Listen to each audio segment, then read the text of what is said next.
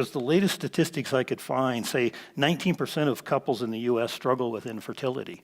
You know, in the Bible times, infertility was a shame. But you know what? God doesn't view it that way at all. In fact, God has a special place for the downtrodden. God has a special place for those who are forgotten and lowly people in the world. And that includes infertile couples. That includes anything else you could put in there. There are numerous examples of infertile couples in the Bible and the special role that God has for them. And one of those is Hannah. And she was deeply distressed. And she prayed to the Lord and wept bitterly. And so she conceived and had a son.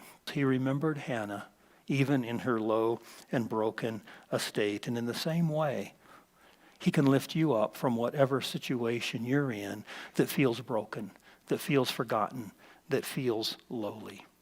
But don't read too much into this, because it's the God of reversals doesn't necessarily reverse things in our situation so much as he does in our heart.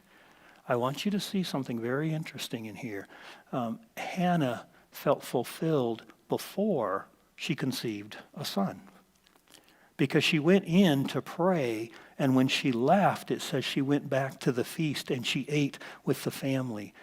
She ceased being sad, and she got up the next morning and worshiped. And that's why I wanted to point that out, because it shows us there was something more than having a son that filled her life.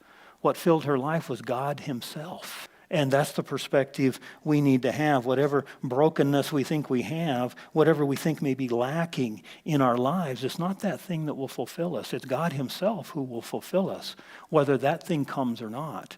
And that's what happened to Hannah.